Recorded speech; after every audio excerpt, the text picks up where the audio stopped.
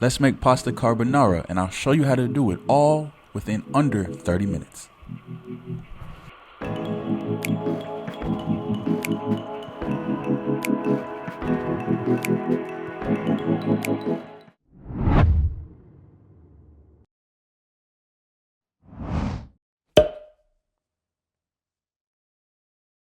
Now, when you're making carbonara, the traditional meat used is actually guanciale, an Italian cured pork cheek. But if you're like me and don't have access to guanciale, no worries. Pork bacon is a great alternative. First things first, let's talk about chopping the bacon properly. The key here is to make sure you cut it in a way that allows the fat to render out evenly, so you get that crispy, melts in your mouth goodness. Start by slicing your bacon into thin strips about 1/4 inch wide. This allows the fat to render out slowly and evenly. You want the bacon pieces to be small enough to get crispy, but not so small that they burn too quickly. Now here's a little trick. Always start with a cold pan, and my personal favorite is to use a little bit of olive oil. That way the fat has time to melt slowly and evenly without burning. Turn the heat to a medium low and let it cook slowly, and patience is always key here. Give it about 10 to 15 minutes, stirring occasionally. The bacon will start to crisp up as the fat renders out. The goal here is to get the bacon nice and crispy, but not overly charred, so keep an eye on it.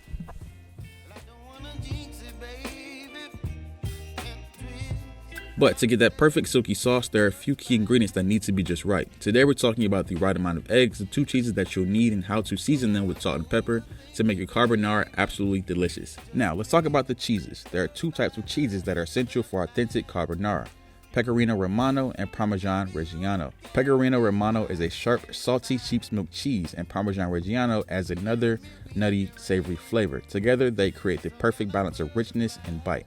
So here's what you should be doing. For a traditional carbonara, use about 3/4 cups of Pecorino Romano and 1/4 cup of Parmesan Reggiano. The Pecorino is the star. It gives the carbonara that salty, tangy kick, while the Parmesan smooths things out with a deeper, more complex flavor. So let's talk seasoning. Carbonara doesn't need a lot of salt because both the cheeses and the bacon are already pretty salty, but you definitely want to season with black pepper heavily. And not just any black pepper, freshly cracked black pepper is the key here. Whisk the yolks, cheese, and the pepper together until smooth. This mixture will form the base of your sauce when it's combined with the hot pasta and crispy bacon. Our most important component and structural foundation for our dish is our pasta. First things first, let's get that pot of water boiling. For every 100 grams of pasta, you want to add in about 1 liter of water. Be sure to stir the pasta right away to prevent it from sticking together. And finally, it's time to bring everything together. In a big bowl, we've already got our egg yolks, cheese, and pepper ready to go. The hot pasta will help create that creamy sauce when you toss it in with the egg mixture. Here's the trick. You want to toss the pasta with the egg mixture immediately while the pasta is still piping hot. The heat of the pasta will gently cook the egg yolks without scrambling them, turning everything into a perfect velvety sauce. As you toss, if the sauce looks a little too thick, add a bit of that reserved pasta water. It'll help loosen it up and create that perfect consistency, and if it's a little bit too thin, just add a bunch of cheese.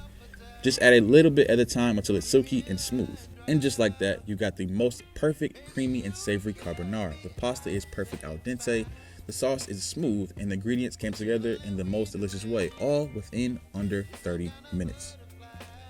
Until next time, hope you enjoy your dinner from Chase Andy. Don't forget to click the subscribe button in the menu below, and look to my right for many more videos you really will enjoy.